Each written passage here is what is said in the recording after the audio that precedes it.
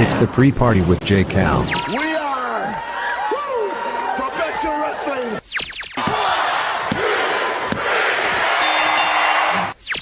building an alliance. You are tuned into the absolute top of the mountain, the ultimate professional wrestling. Alliance-wrestling.com.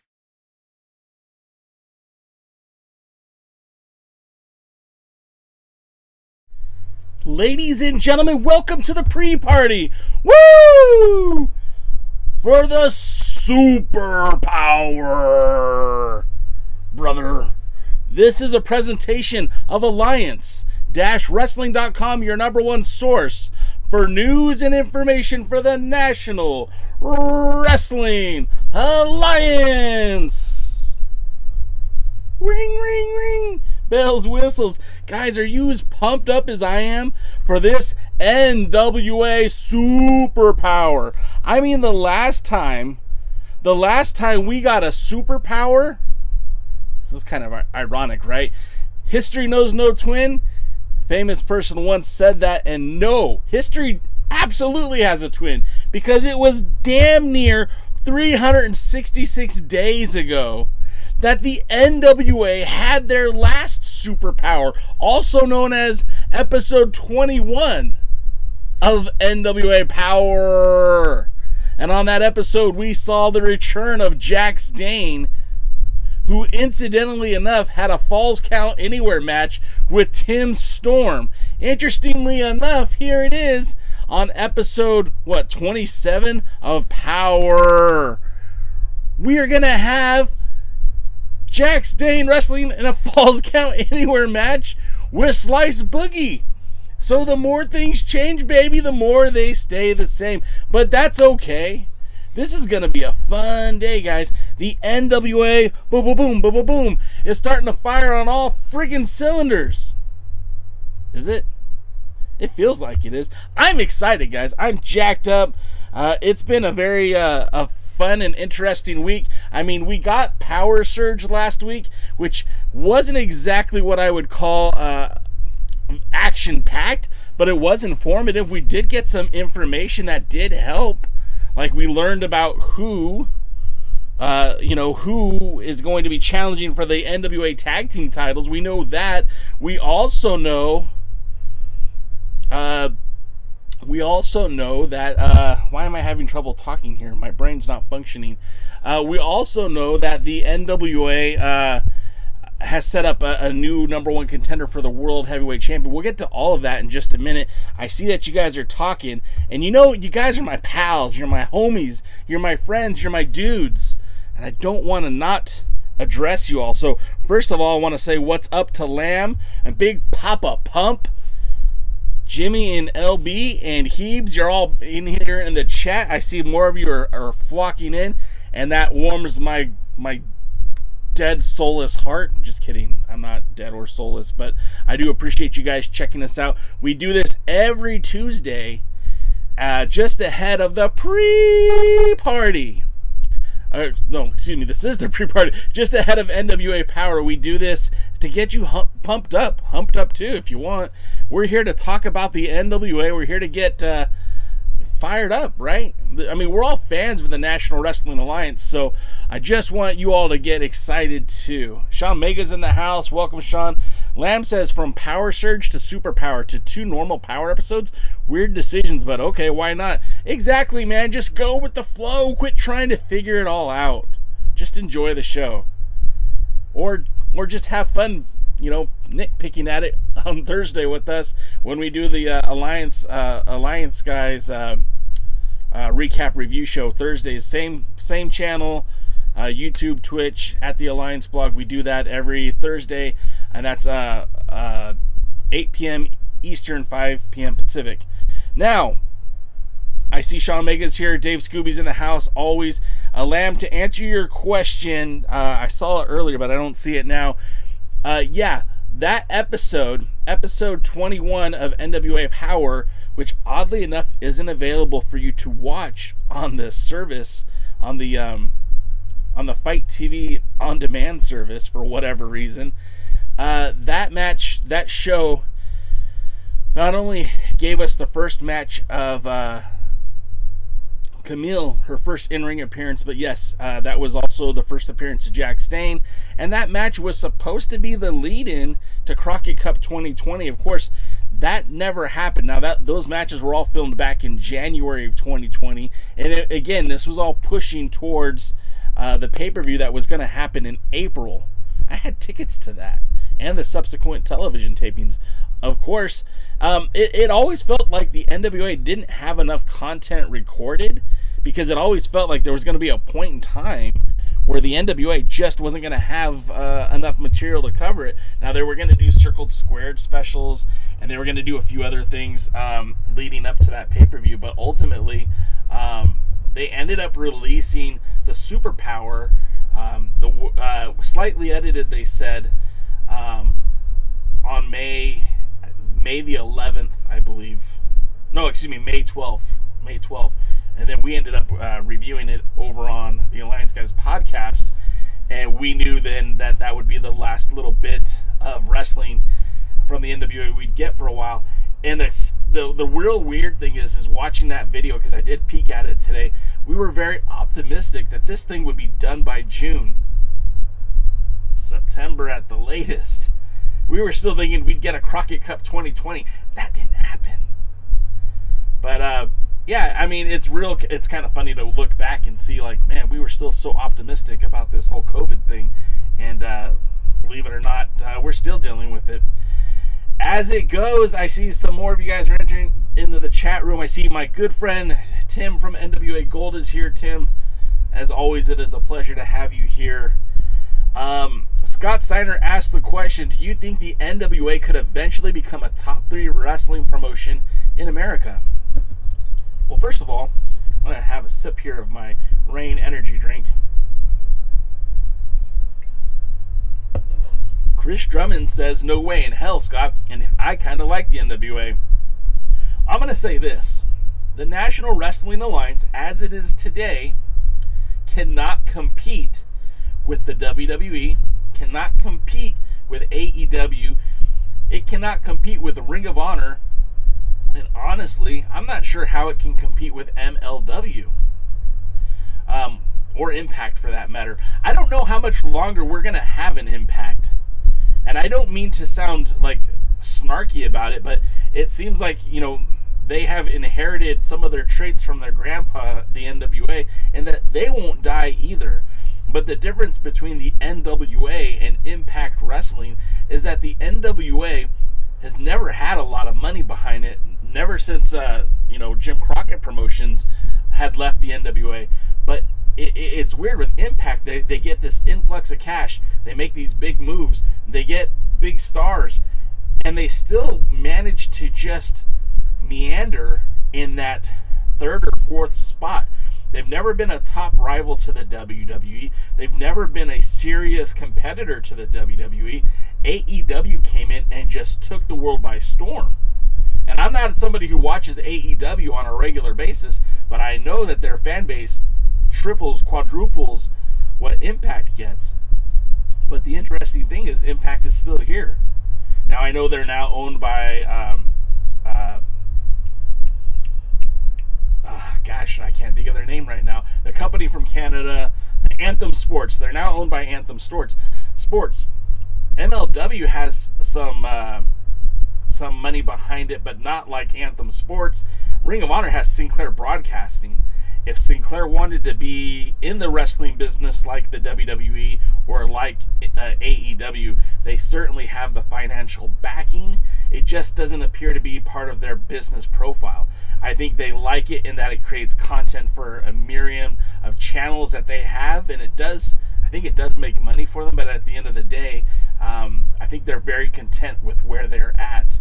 The NWA, the only way that they're going to grow is with an influx of cash and with an influx of quality. I don't think that's going to happen right now because, number one, Billy Corgan has no desire to sell the NWA. And it's not like he's hard up for cash. If this thing goes belly up, if the NWA struggles to make money, he'll just put it on the shelf, guys. He's not concerned about it not producing money for him. If he gets down on his luck, he can go write a song and sell it and then make money that way. Like, literally, he could write an album that would basically pay for a year or two of NWA. I just don't think that that's what he's concerned about. I think he wants to see this grow organically, and I don't think he wants to put a lot of money into it. He wants to see it return on his investment. That's a big term in business, the ROI. What's your return on your investment? We know that he spent a lot of money to buy the NWA, but we don't know. I mean, we don't know the exact number, but we know that he has been very conservative about his spending and has mentioned that, time again. He could just throw money at it, but that's not how he feels the company will grow. So maybe in 10, maybe in 15 years, maybe we'll see the NWA as a bigger player. But I mean, as long as Vince McMahon's alive and Tony Khan's alive and Anthem Sports is alive and Sinclair Broadcasting's alive, I think the NWA takes a back seat to all of them. Okay, so Lamb says, aren't the past episodes of NWA for free on Fight before they returned? Yes, mostly. For whatever reason, that superpower is been omitted, and I don't know if that's because they had another plan for it, or if it's just maybe it got lost in the shuffle. But yeah, if you go look on Fight TV for your subscribers, go look for episode 21 and tell me if you can find it, because I didn't see it. Lamb says, without a strong TV deal and big money, no. And I mean, that's part of it too. I mean, look, right now they are kind of like the jewel of Fight TV, right? Like, Fight TV is paying to produce the programming, so they're basically not even an independent wrestling promotion anymore, because they have a producing partner. Someone's paying for their production. So I mean, in an essence, they have that, but it's on a much smaller scale. And if they could scale that up, I again, this can all change, but like Lamb said, without the money, you're not going to do a whole lot. And Sean says they barely have talent under contract. Again, I think that's with limited finances, limited money. I mean, look, some of the biggest names in the NWA are under contract, and a lot of the ones that aren't big aren't. And again, as this relationship with Fight TV evolves and the NWA starts recouping some of their losses that they experienced through the pandemic, we could see some more things change. But again, that's going to take some time. You guys are so active in here, and it warms my heart to see you guys participating in this community. Lamb says, if the NWA would get into the top 3 position, and with the bookings like that, imagine how the internet wrestling community would destroy the NWA and social media. Again, I feel like if they get to that point where they have that kind of money, they're going to have more infrastructure, and I think that means you're going to have more people in creative, and maybe some of this continuity and some of the matches being aired out of order and storylines would kind of be tied better together. Someone would realize that your world's heavyweight champion shouldn't also be the ambassador of the brand as well as the general manager for the show, because it just feels kind of weird when one guy's doing all of that. But that's just me. Sean Mega also mentions the World Wrestling Council. You said WWC, so I imagine that's what you mean. Yeah, I mean, they're Puerto Rican based, and they're not small by any stretch, but again, I don't feel like they're in the top 3 of the United States. I don't even know if they're in the top 5. And you start talking about, I mean, New Japan is growing a presence here in the United States. Remember, pre-pandemic, they were touring through the Eastern Seaboard. I mean, they were doing some big things, in that New Japan Strong, which is filmed in the same studio as Championship Wrestling from Hollywood, doesn't just air on Fight TV, doesn't just air on the New Japan Network, but also airs in Japan. So it's like they're already starting to build stars here. When the pandemic ends, you're going to see a big growth for New Japan USA. When they can start touring again, believe me, they're going to. Heeb says the pre-pandemic NWA was ahead of Impact and MLW as far as momentum and trending. Heebs, you are correct. In terms of trending, yes.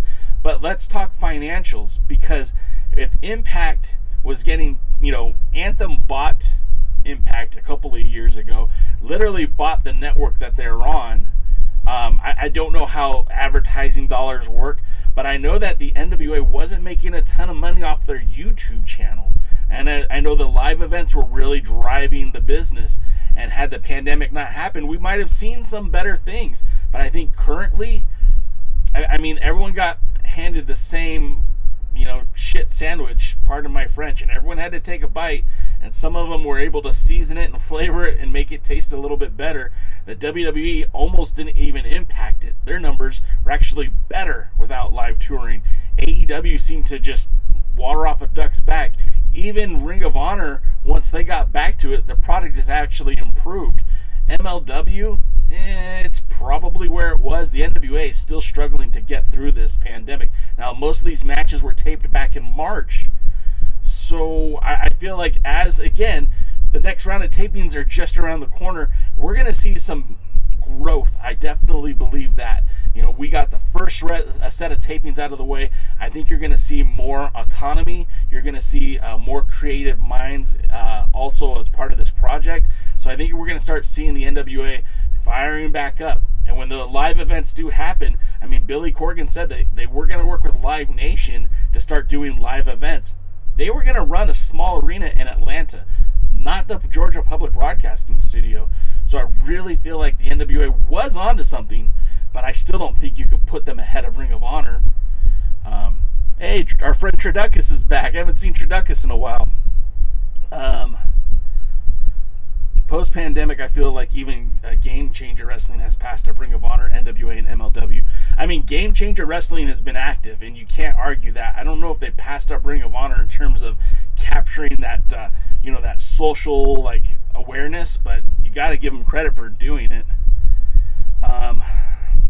Lamb says, let's talk about today's episode. Lamb, I don't even know if we're going to get today's episode. The Superpower is supposed to be like the Clash of the Champions for this version of the NWA. It's supposed to be a bigger episode with more stars. And, this was a good idea on YouTube to when they did this, because it was a bigger moment, bigger feel. I feel like with it being on a paid service on Fight TV, I feel like maybe they should do away with the superpowers and really just make make the power struggles a little power surge power surge a little bit more content heavy. I feel like that'd be a better use of their time. Heebs also said the first season of Power might still be on Facebook. Ooh, that's a good get right there, Heebs.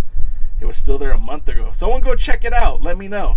Scott Snyder says, I know this is a wrestling podcast, but since you got an Angels hat on, I got to say, I can't believe they did Pujols dirty. I hope he comes back to St. Louis. Bro, I was not happy about that. He was in the last year of his contract. I know you had some better options at first. I know you wanted to get some guys more playing time. I say you just let them ride the bench if you have to and hold on to him in case someone gets hurt. But I wasn't happy about that either. I was a big fan of the Pujols signing. I'm a big fan of the man Albert Pujols. He struggled to be a great ball player in the last few seasons, but they knew that when they signed him. Anyways, back to wrestling. Lamb says, we know how the NWA loves some good kissers. Don't know what you're saying there, Lamb, but I'm moving on. Sean Mega says, Jazz is coming in is good a sign of growth. Absolutely, I agree with that. Chris says, the number 3, the NWA would have to buy Ring of Honor, MLW, and OVW or something. Yeah, I don't even know if they need to do all that. I mean, the NWA just needs to really focus on the NWA. I really feel, Heebs mentioned it, pre-pandemic, they were on a roll. Do I think they were bigger than MLW, bigger than Ring of Honor? No. But I think they were getting some attention. I mean, look, they had 220,000 subscribers on their YouTube channel. You can't argue with those numbers. I mean, I get it. People subscribe and maybe not watch, but those views had like 200,000 views on their videos. I mean, it wasn't just a flash in the pan. I think jumping to a paid service might, in the long run, hinder them, but they needed to do it to survive. Lamb says the quality of MLW is at its lowest, but with Aztec Underground project, who knows? I mean, look, a lot of people love Lucha Underground. I went to the temple. I went to the temple twice.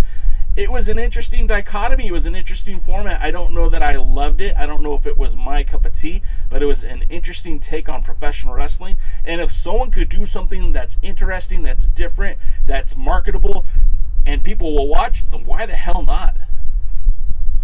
Stan is here. Lamb says OVW went live last Tuesday on Fight, which is also a big deal for them. Absolutely. Traducus, like I said, our good friend Traducus is here. He means Corgan did try to revive the Dumont Network before he got the Fight deal. Oh, Traducus, see, you were paying attention. Yeah, he did try to he did try to revive the Dumont Network, and I think the idea was going to be like old television shows. I always asked Dave Lagana about it, but he wasn't really clear about what was going to happen next. Yeah, that Dumont Network, that was a trip. I would have loved to see what happened with that.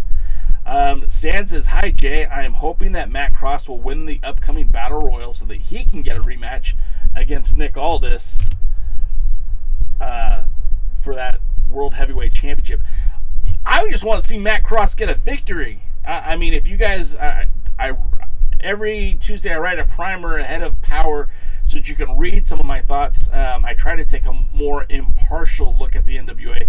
Matt Cross is a guy who honestly has been used like enhancement talent. He hasn't had an actual victory since defeating Caleb Conley last year.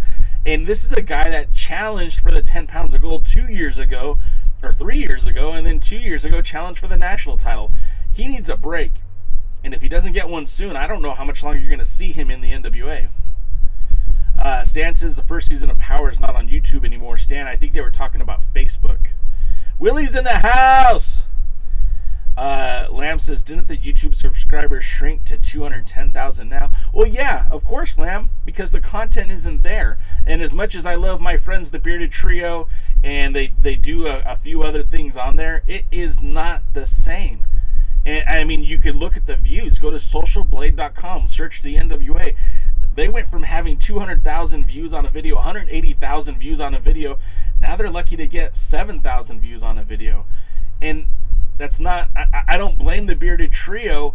It's just wrestling fans want wrestling. And, you know, this dog trick pony show where you guys come in here and we talk about the NWA, that's fun. I have a blast. I hope you guys enjoy it too. But this isn't driving revenue numbers.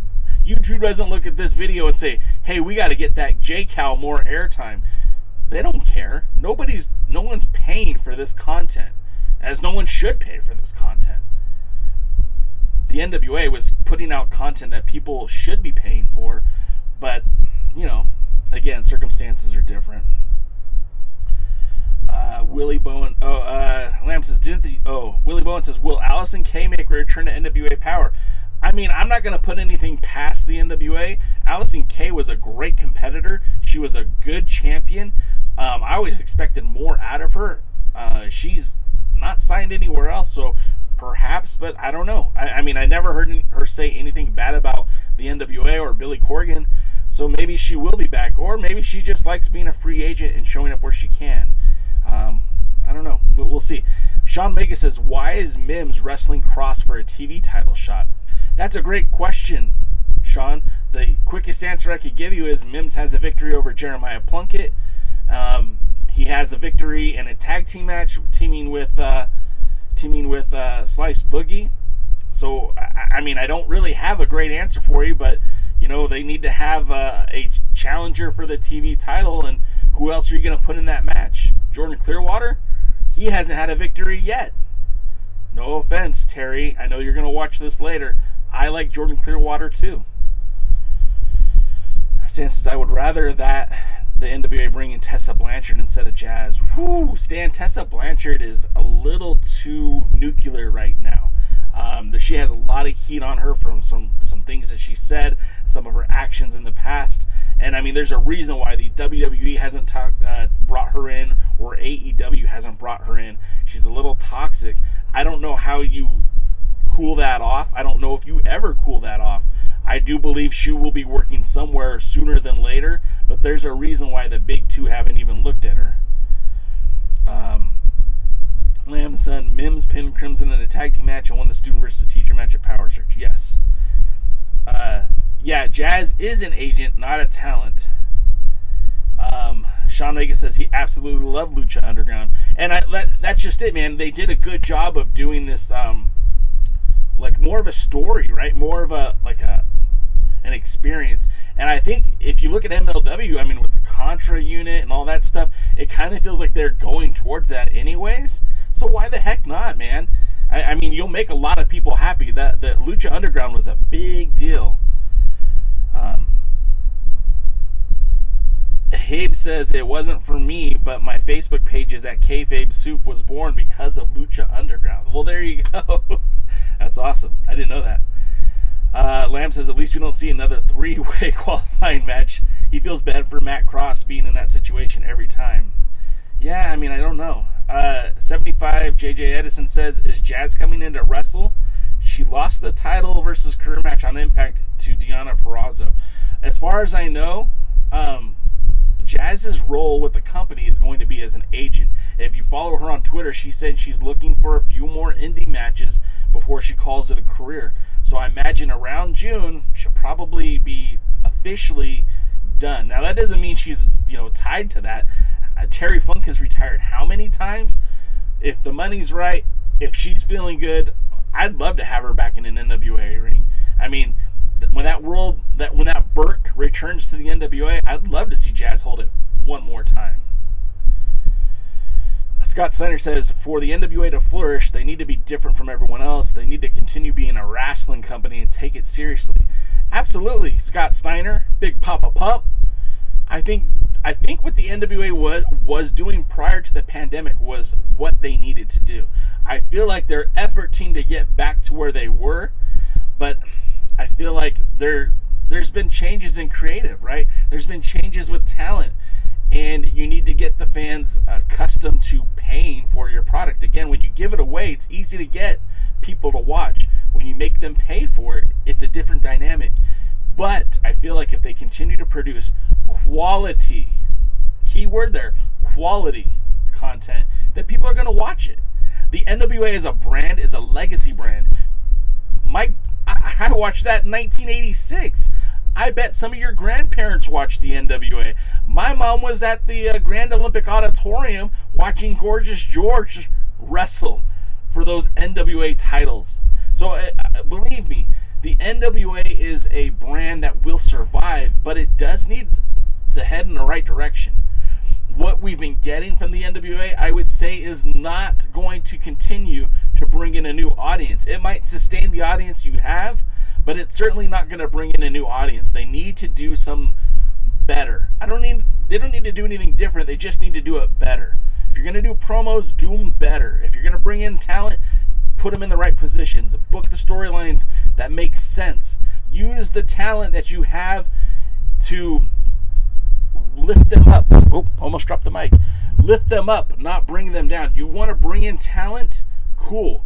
Tyrus can be used as a total flipping monster and do it well. He doesn't need to be with Austin Idols trying to put on classics with the Pope.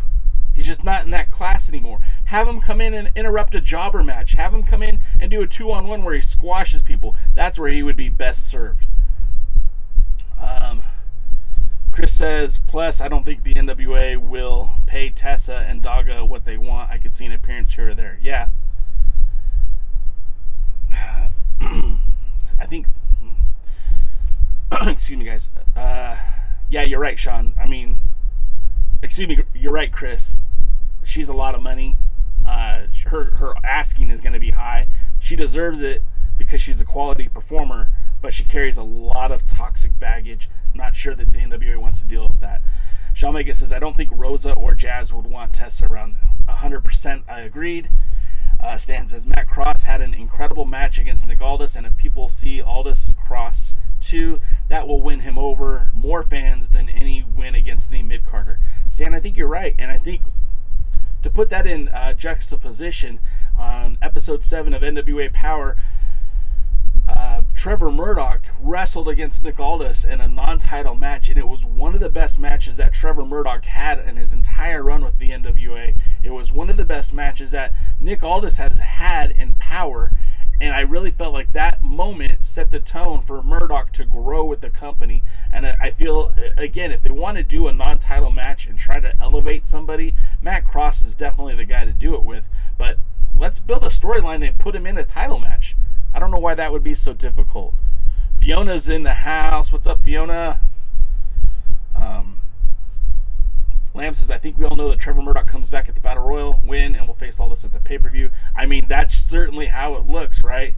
I mean, anything could happen, but that's certainly how it looks. Scott Steiner says, I remember getting ECW VHS tapes through the tape trading system and seeing Shane Douglas toss the title belt on the mat and disrespect it. I thought until recently that moment killed the NWA. You know, Scott, we can get into this another time, but that moment probably actually revitalized the NWA in ways that we can't even comprehend. Because had Shane Douglas continued to hold that title would have been pigeonholed in the Northeast. And not that there's anything wrong with wrestling in the Northeast, but it was only a year or two later that we had Dan the Beast Severn as NWA World Champion, literally defending that title on two different continents, and eventually appearing in the WWE with that title. And that appearance in the WWE with that title, the NWA invasion of WWF Raw, that's what pretty much rebuilt the whole NWA territory system in early 2000 or late 1990s, I guess. Sorry, Fiona, about the bad day, but glad you're here. You're always welcome on the pre-party. Scott Steiner says, if this is a serious promotion, why is there a jabroni named Slice Boogie? Hey, man, I didn't pick his name. Pick Boogie. That's funny. Come on. But I think, like, look, we talk about the NWA being a serious promotion. Don't forget there was a tag team called the Ding Dongs or the Mulkeys. I mean, there's been a lot of silliness over the years. I'm not going to hold that against the NWA. Watch the kid work. He had a great match against Carl Fredericks from New Japan Strong on Primetime Live. He had a great match with Davey Boy Smith Jr. again on Primetime Live episode 12. If you ever feel like going to check those out, they're available on Fight TV. I think you could still order them. Those matches were solid. Slice Boogie is no joke.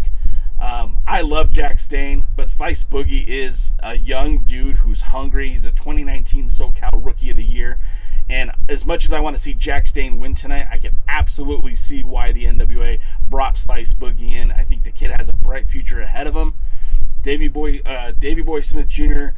had a great match with him. It was a terrific match. I really feel like the Slice Boogie is undervalued in the NWA. Hopefully we'll see something change soon. Scott Steiner says, Willie Bone says, Tessa Blanchard is toxic. Absolutely. John Farmer says, hey, John, welcome to the show. Kamille had a 25-minute segment on Busted Open Radio with Dave and Bully Ray. Your daughter is a superstar. We've said that time and time again. I think she's the future of women's wrestling. I'm happy to see her growth. My co-host for the Alliance Guys podcast thinks she's going to get picked up sooner than later, but I hope she has time to make the NWA in her own image, so that when she does get signed, that she is part of that path, like Thunder Rosa, like Jazz, like Allison Kay, who really helped shape the NWA. I hope your daughter is part of that. Stan says, I was watching an NWA World Heavyweight title match with AJ Styles defending the title in CZW. A commentator called Shane Douglas some asshole. You know, I've talked to Shane Douglas. He actually took a picture with my replica title, and he is very fond of those times where he did work with the NWA. And what you guys might not know is he had done a lot of stuff with the NWA after that, several years after that. So it's cool. I mean, look, it is what it is. It was a historical moment. Some people will never forgive him. Some people don't even care about it. I'm somewhere in the middle. Trideca says, I have a very unreliable resource for insider info telling me that Damian Wayne is making his NWA return with Bruce Tharpe and is winning the Battle Royal. Triduckus, if that happened, I would lose my shit. I'm a big Damian Wayne guy. He should have been World's Heavyweight Champion. And if that happened, I would absolutely go bonkers. I don't think it's going to happen, but man, I would go bonkers for it. Hebe says Tessa has worked one match since Impact, and it was to drop the Warrior Wrestling Women's title to Kylie Ray in Chicago's version of PWG. Yeah, that's the same promotion that Sam Adonis works at, I believe. Yeah, that is a good promotion. And it's good. You know, again, I think Tessa, when someone is finally going to commit to her, she will make a difference. But again, so toxic. Lamb says there will be another women's division summit. I'm not looking forward to that. That to me is a big waste of time. Give me more Mission Pro wrestlers. I'd rather them give us that instead. Sean Mega says, who do you got winning, Slice or Jax? I mean, my heart says Jax, but my brain says Boogie. I mean, they're building Boogie up as this big deal, man. And it's not a tag team match, it's a singles match. And I mean, look, if Slice Boogie wins here, how do you deny him a shot at the national championship or the TV title? You know, at that point, he's got some wins under his belt, and defeating a Grand Slam champion like Jax Dane, it would mean a lot for him. But at the same time, Jax is my boy. I love Jax Dane. Jax Dane is a great wrestler, a great representative of the NWA, and a great human being. Like, no joke, that dude is an amazing human being. And for that, I always wish him the most success. But I don't know. With the NWA, you never know what you're going to get. Lamb says they know Rosa will leave the NWA, and they brought in some of the Mission Pro wrestling girls, and instead of building another star, they focus too much about Kamille Rosa's story back on season 1. They booked the women's division better. I agree. Triducka says, but in all seriousness, I think it might be Tyrus winning. Kind of impressed with him on Power. Great heel, and with Austin Idol adds an interesting factor. Triduckus, I'm going to say this as nicely as I can. I think you're in the minority. Now, with that being said, I wouldn't be against it because it would be something different, something I wasn't expecting. Hebe says, I really want to swerve tonight, bro. Have Masters turn on Tom. That's a national. Oh, you see, now you're talking, Hebes. Now you're talking, brother. Adonis versus Latimer. Hell, I want Latimer to have gold. This guy is probably the most underutilized wrestler on the roster. I just watched him in the ring the other day against Jay Bradley from the pop-up pay-per-view, the New Year's event they did with Tried and True. And the pop that Latimer got when he came out to the ring, and he just bulldozed Jay Bradley. And then when Latimer and Trevor Murdoch had a match early on in the first season of NWA Power, again, bulldozed right through him. He's incredible. Love to see it. Lamb says they brought in Fred Rosser, who killed it at Primetime Live in New Japan Strong, and the NWA effed it up. You know, I don't know if they effed it up. I just think they didn't have a plan for him. So that I'm sure the door's open for him to come back. But obviously they're not going with him right now, which is okay. But again, that would be another a good challenger for Chris Adonis in that national title. That's for sure. Fiona says Matt Cross is fabulous. I love Matt Cross, but he's underutilized too. Cross was a star in Lucha Underground. He should be a star here. Stan says Kamille versus Blanchard for the NWA World's Women's title. Again, you're not going to get anywhere with Tessa Blanchard. She's too toxic, bro. No one's gonna let that happen. Slice Boogie is a great wrestler, but his Mets heights are awful. Triduckus, you are 100% correct. You win all the points today. Dave Scooby says it's better than Milton, his real name. Like, look, man, he didn't get a choice in that. That wasn't him. That was his mama. Blame his mama, blame his papa. Lamb says the tag division is so elite, only thrown together teams. Oh, hey, hello, WWE. I mean, you can't argue with that.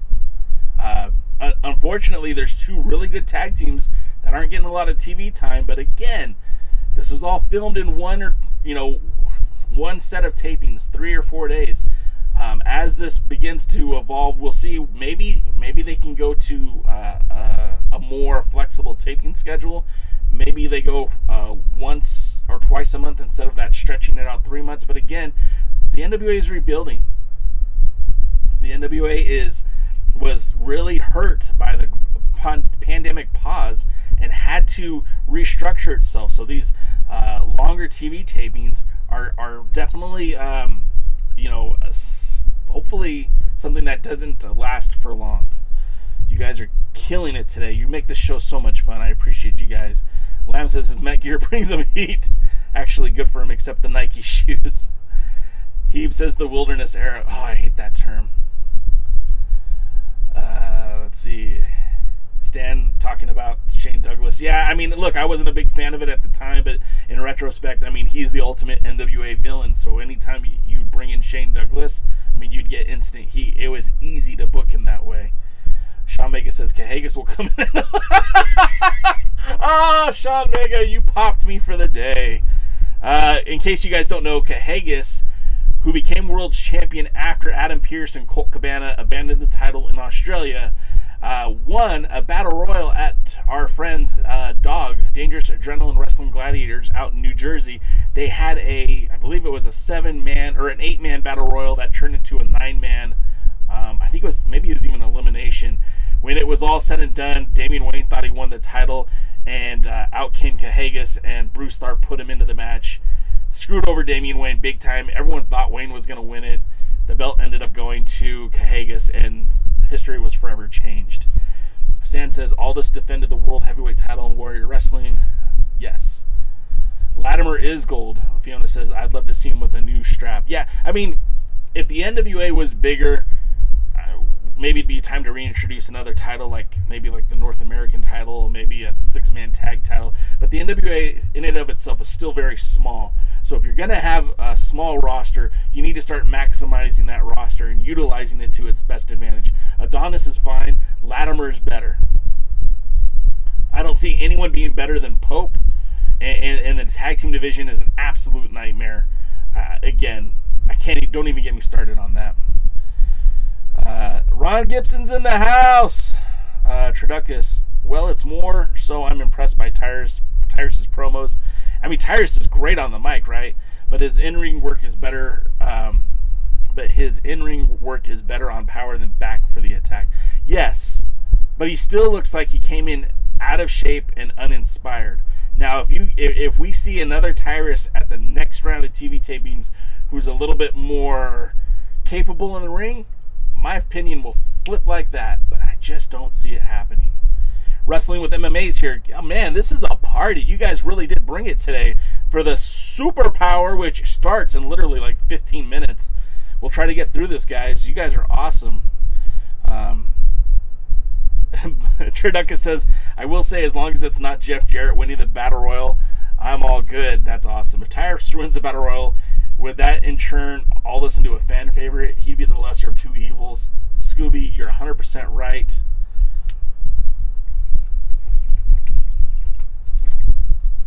Stan still wants Tessa in the NWA. Stan, you're gonna die alone on that hill, brother. Lamb says Hollywood tapes 2 days for 2 months of TV and have a lot of wrestling in-ring action. How can NWA not provide that, for God's sakes?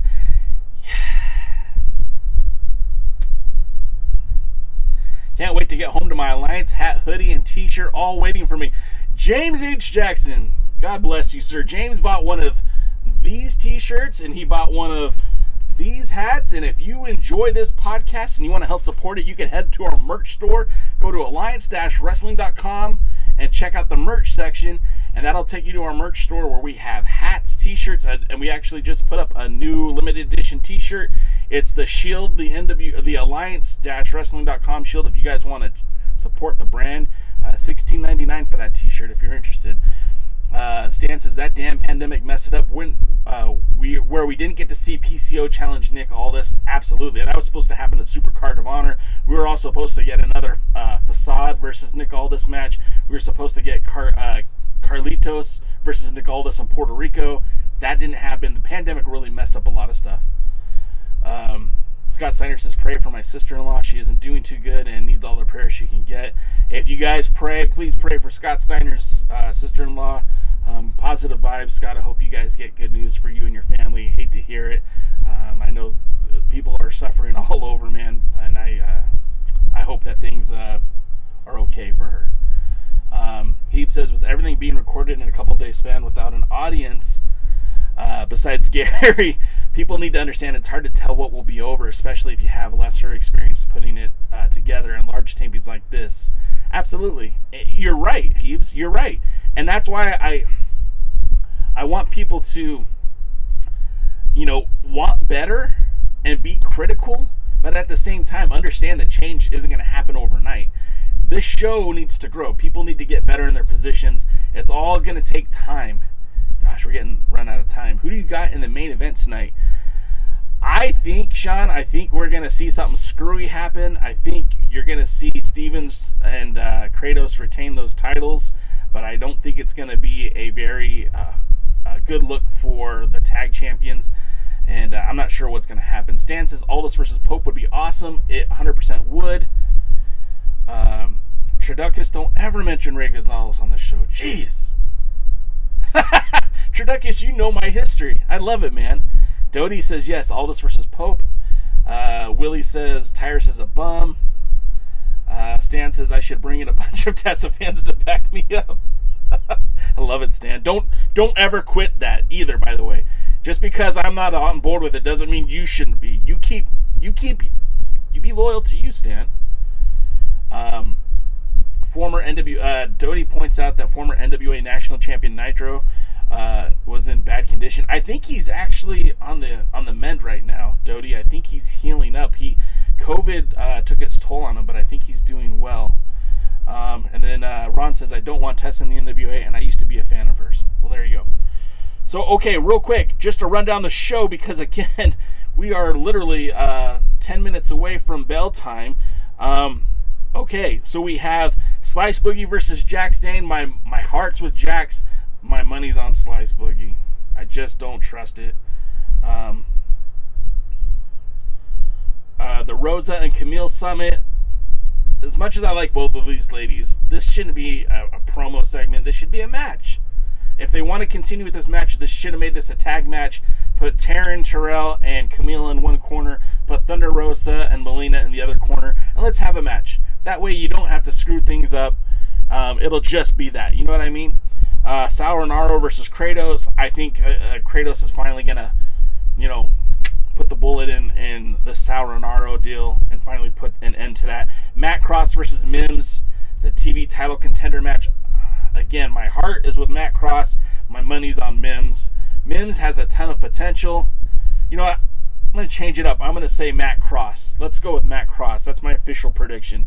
The 10 pounds of gold bombshell is going to be Nick Aldis is going to try to manipulate the situation to benefit him. Now, again, that tournament is not going to be anyone who has tag or any championship to be involved. So we'll see how that works out. The World Tag Team Championship match I already mentioned. I think that Stevens will still be champion at the end of the show. Don't necessarily know if Kratos is going to be on board. There, we did that. I'm happy we did that.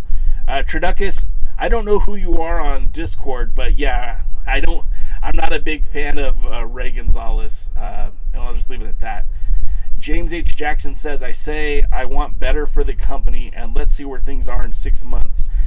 He's in this for the long haul, and it's hard with him. Sorry, the screen jumped. It's hard within the way the world is, but things will turn around definitely. James, I agree. And people look at me and say, hey, Jay, you're an NWA hater. That's not the case, guys. Honestly. I mean, it's not the case. I know I'm very sensitive about that, but that's because I've been repping this brand for 20 damn years, guys. No joke. I've been writing about the NWA for SoCal Uncensored going back to 2003. I've been talking about the NWA on social media since, 2002? On the NWA forums. I was a former moderator for their message board back when that was the thing. I started writing about the NWA on my own site back in 2006.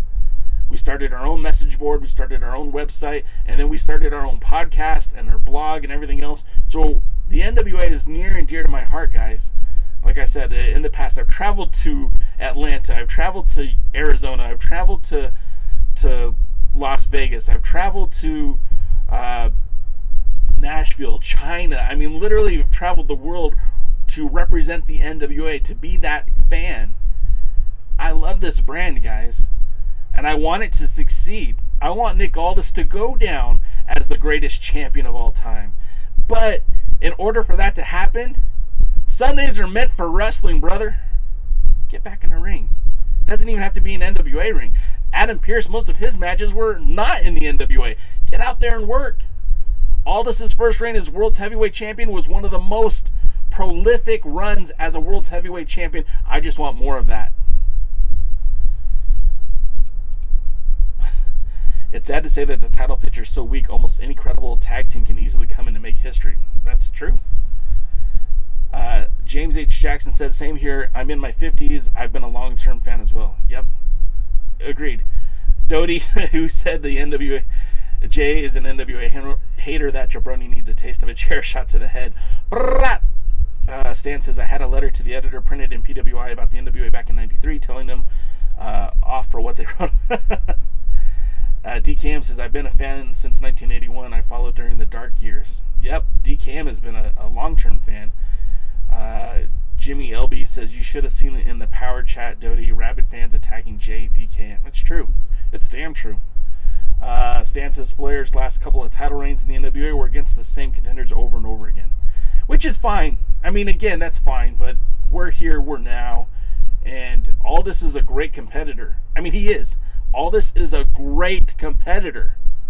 But you need to test your metal against metal. Steel forges steel. And when the man hasn't defended the title since March 21st, well, that tells you something. So, again, we're running out of time. And the show actually is going to start in just a few minutes. So, if you guys haven't done so, get your drink of choice. Get your snack of choice, your drink of choice. Whatever it is that gets you through the day choice.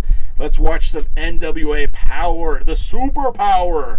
You guys have been incredibly awesome. You guys wear me out. Real quick, Ron Gibson says, enjoy your night of wrestling, guys and gals. DCam says, sure, that was a JC Penny days. What am I thinking? Nick Aldis needs to lose the damn belt, says Sean Mega. Trideca says, if only the Heat Seekers didn't have heat, pun intended, but maybe the lack of tag teams in the picture gives room for the next Crockett Cup. Absolutely. Gary's in the house. You guys, since Gary's here, let's plug his show, of course, After Power. Flip it to NWA or youtube.com/the NWA and watch his This is the NWA post show. It's always so much fun. Gary, I consider Gary a friend. I mean, we're not going to make out the next time I see him, but I'm definitely going to give him an uncomfortable hug. And Will, definitely would make out with Will. Jimmy says, see you next time, Ron. Okay. Aldis has defended against a variety of opponents in his reigns. Yes. Man, you guys are still going. Okay, let's end it here.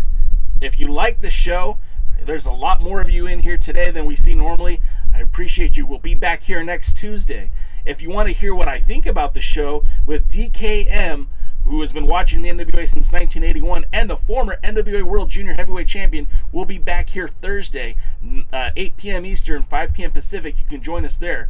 If you want to be as cool as James H. Jackson and wear a sweet hat like this one, or a sweet t-shirt like this one, again, you can go to alliance-wrestling.com and check out the merch section, and that's where we have our store. You can make your purchases there. Be very much appreciative of that. Gary, you got me. I saw that one. And again, for all this news and information, visit alliance-wrestling.com. That's your source for news and information for the National Wrestling Alliance. Lastly, on social media, check us out at the Alliance blog. And God damn, you guys are awesome, and I am so appreciative of you guys being here. Dodie says, Austin Idol for the 10 pounds. I can't end it when you guys are being funny. James H. Jackson says, the more the merrier. Absolutely. 75 JJ Edison says, to be honest, the tag division has been weaker for a while. Remember, outside team won the Crockett Cup. Yeah, that was disappointing. Okay, guys, I'm going to end it now. Again, thank you guys for being here, and we'll see you next time at the matches. Have a good night now. Yeah.